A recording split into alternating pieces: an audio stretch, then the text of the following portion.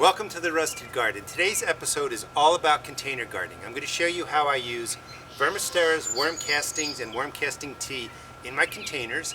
And I'm also going to show you how to use Coco Coir. We're going to make a soilless mix. I'm going to show you how I refresh old soil. This is all from last year. I take about half from last year, mix it either with peat moss or Coco Coir. And I'm going to show you how I use the worm castings to grow some beautiful looking plants. This is kale. It's all been grown this year using the casting. A lot of people ask me, do I have to use worm castings in my garden? You don't have to, but I highly recommend them for your container plants. Now, out in your garden, of course, you've got earthworms and you've got everything nature intended to be out there. But in your containers, it really does make a difference. And I'm going to show you examples before we get to planting of what I've been growing with the worm castings from Vermistera. Now, worm castings provide many benefits to your garden plants and vegetables. Worm castings are the digested waste excreted or cast from a worm's body. Castings contain plant growth hormones called auxins. They contain humic acid, beneficial microbes, and chitinase, which we'll talk more about that enzyme as the video goes on.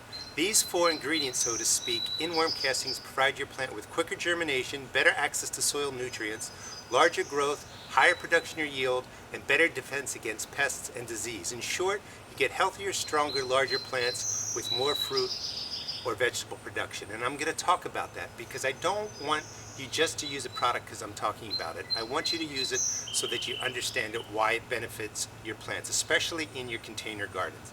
We're going to use a 5-gallon container. This is the general size of a 5-gallon bucket you can buy at Home Depot. This is perfect for growing a tomato plant. We're going to use this for a size. I'm going to talk to you about how I set up this tomato plant. And again, how do we refresh soil from last year using peat moss or Coco Coir. We're also going to make a soilless mix for your containers. And you can buy a compressed brick of Coco Coir just like this. We'll throw it in the water now. You're going to need about 3 gallons of water for that to absorb into the Coco Coir, and then we're going to be able to use it in our containers. I'm going to show you how to do that. But first I want to give you a tour comparing the kale here grown to my kale in the beds, and then show you the tomatoes I'm growing upstairs using the worm castings, and show you a little bit about the different container sizes and explain to you what vegetables do best in containers and what size container they need, because that's really, really important. If you decide to use worm castings or however you set up your soil, the real key is to making sure you have the right size container and a good mix of Coco Coir or peat moss in your potting mix, in your container mix, so that it holds water. Here are 3 kale plants I'm growing in containers. These are 2.5-gallon containers made up of last year's container mix, half of that, and then I added in some more peat moss. I put in about a cup of the standard worm castings from Vermistera and 2 tablespoons of organic fertilizer. Now, the reason you do that is because you don't just have to use organic fertilizer or worm castings, you use them together. They create a synergy. The worm castings, because of the humic acid, really helps the plant access nutrients better, so you get larger plants, and the beneficial microbes break down that organic fertilizer more quickly, so you don't need as much organic fertilizer. Now, what's interesting about this setup is the plants that are in the garden and the plants that are in the container were all seed started at the same time indoors. I used the same starting mix with the worm castings in it, and the plants are different sizes. I wanted to show you the difference. These are also getting worm casting tea about every 10 days or so. Right in the ground, that is actually 2 premier kale plants, and you can see the difference in size. This plant is doing wonderfully, and it's living off of worm castings, worm casting tea, and about 2 tablespoons of organic fertilizer. You can really use any organic fertilizer you want. This is a Scotch blue curled kale. Look at the size of that plant compared to that. They were put into the ground really close to the same time within a week of each other. And this is a red Russian kale. I mean, these are beautiful, large leaves. Now, the castings really do have the hormones in there, the auxins, that help regulate germination, plant growth, and it is going to make a difference. I really like using it in containers because containers are a closed ecosystem.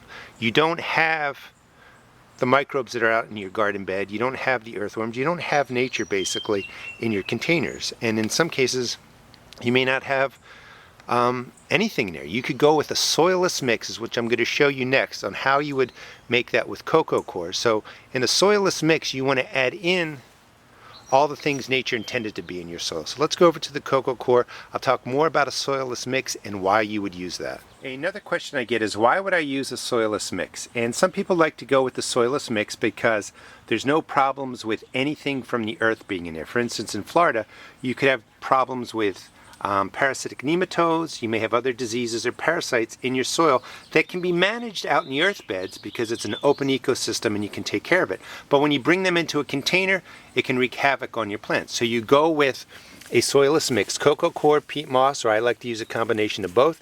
This isn't quite fully saturated with water. It's still hard up there, so we'd have to put in about another gallon or so of water. When you use a soilless mix, you're really in control of all the different nutrients that go into your container mix because there's nothing there. So this is where I do recommend using worm castings because it brings everything nature intended into your containers. And the ratios are really, from what I've read and what's on the packaging for Vermistera, and most worm casting products is about 20 to 35% worm castings and the rest being Coco Coir, peat moss, or a combination of both. I'll show you how I mix this as soon as I give you a quick tour of the tomatoes, talk about that. We'll get fully into setting up your different container mixes, and I will show you the amounts and different ways I use the castings and the tea. These are my determinate variety tomatoes growing in containers on one part of my deck. These are put in the ground on April 28th, so it's been about 3 weeks worth of growth, and they're really growing off of the worm castings, organic fertilizer, and worm casting tea. So in 3 weeks worth of growth, I think they look beautiful. Nice, large leaves, thick stems. They're doing really, really well. No signs of disease, no problems at all. I'm also going to talk about the chitinase or chitinase, depending on how you say it. I looked it up on YouTube. There's like 9 ways to say it. But that's an enzyme that really helps with pests and can help with diseases. I'll talk more about that. First, container-wise, this is again the 5-gallon container. That's perfect for a determinate variety tomato, 2 pepper plants, an eggplant. You know, you get up to the 7-gallon size, you could probably go with an indeterminate variety. They get bigger. The indeterminate varieties grow all season until the frost comes or disease comes. So watering becomes an issue. I recommend using a 10 to 12-gallon container for your indeterminate variety tomatoes, although I've gotten by plenty of times using the smaller containers. In the bigger containers, again, you can put in 2 pepper plants. For today's video, we're going to use 2.5 3-gallon containers. We're going to plant up some pepper plants, and we're going to plant some dwarf tomatoes. When I do that, I'll talk about all the ratios of the organic fertilizers, worm castings, and how I use the tea. But I just want to give you a close look at 3 weeks of growth from transplants. Just how beautiful these plants are. The leaves are nice and big, green. The stems are thick. I mean, the tomatoes are doing really, really well. No signs of any kind of disease on the leaves. Couple chew holes here and there, but we'll talk about the chitinase and how that is an enzyme that comes in the worm castings. It's generated from actually the mucus of the worms, and how that can really help your plants. But let's get to setting up the soil and get to planting. All right, so let's get to creating the soilless container mix. Here's the Coco Coir, all broken down once we added the water. And a general ratio is worm castings to Coco Coir is like 1 to 3, about 25%. But you can do somewhere between 20 to 30% of the worm castings. For the Vermistera products, I use the standard castings for my soilless mix. And I use the premium casting when I'm just adding in a cup or 2 into my container mixes or when I go and plant something in the garden. And the real difference is that the premium is just more finely sifted, so you're getting more castings in there than you might in this bag. But they have different purposes. So we're putting in plenty of castings, about a 25%, a 3-to-1 ratio. And then just go ahead, mix the first half together. You can see the castings coming through. Really mix it well. See the colors changing. Add in more Coco Coir. Again, you could use peat moss, you could use a combination of peat moss and coco coir, whatever you want or whatever's available in your area. And part of what worm castings brings to your container mix is the good fungi or fungus that create a nice relationship with the root systems. And sometimes you'll hear the term mycorrhizae. Basically, the fungi and the roots create a symbiotic relationship where they exchange resources. The plants, go through the whole photosynthesis, they feed the fungi, and then the fungi help absorb water and nutrients and give it to the root system. So when you use worm castings, you're supplying the microbes needed for plants to really grow well. Okay, so the container mix is well mixed. You can see the difference in color once the worm castings are added. And again, it's a 3-to-1 ratio, a 4-to-1 ratio of the coco coir or the soilless mix that you're using to worm castings. We're going to leave about this much room because we're going to put shredded hardwood on here to contain the moisture. And again, one of the biggest, well, I think it is the biggest key to successful container gardening is to have enough peat moss, coco coir, or water absorbing materials in your container mixes so that your plants don't struggle for moisture. If you let your containers dry out one time, it damages the plants. Now, if you want, you could add some organic fertilizer to this. You don't have to. One of the cool things about worm castings is it's actually soluble form that's a slow release. When the castings come out of the worm, the castings are actually covered. I don't remember if it's a waxy substance or an oily substance. Either way, they're covered. They are in a soluble form. They can be immediately used by your plant, but they break down slowly over time, so it's a nice, slow release fertilizer for your plants. If you want to add in some fertilizer, any organic fertilizer is fine. They're about basically the same. Just follow the instructions, but do it at about half. If it says put in 4 tablespoons to something this size, go ahead and put in 2. By mixing this together, you're going to give the microbes in the casting something to break down. Everything I talked about before with the humic acid helps the organic fertilizers become more available to your plant, and just mix it through like that. That's all you need to do. So we're going to put in here, this is a Facing Heaven pepper that I started indoors back on February 4th, got into this cup, and it's been growing in here too long, but you'll see because I'm going to do a third video, and look how nice the root systems are. These have all been fed worm casting tea, and they were started with the worm castings in the seed starting mix. I'm going to do a third video really showing you the production, or actually, well, maybe we'll do production too, but I'm going to show the growth of the plants and how I use the worm casting tea over time. Just dig a hole, plant to about this depth, and then when we're done with setting up these different containers, I'll show you how I use the tea. So this is a soilless mix. It's going to really be fed with the 2 tablespoons of organic fertilizer I put in there, the worm castings, and it'll get tea regularly over time. So here's the other container. This is all my stuff from last year. To freshen this up, I put in about 2 tablespoons of the organic fertilizer right in the bottom. Just really mix it in. And as I was saying before, the whole key to healthy container plants is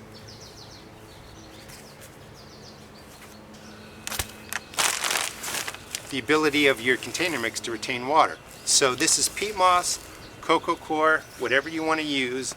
Mix it into the old container mix, freshen it up.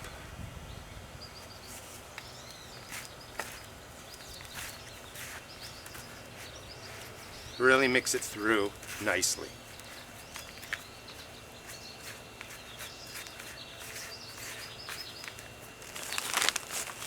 A couple more handfuls of each, and again, use one or the other, whatever you want. And everything I talked to you about, I want you to use more as principles and just adopt them to work, or adapt them to work in your gardens.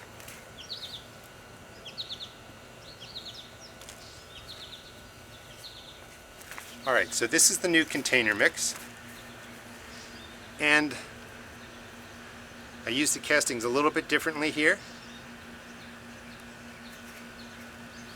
Dig a hole just about to the bottom, about 1 cup of the premium castings, and just mix it really well into the bottom of the container mix. And then on top, about a half a cup, or a cup right in top, mix it in.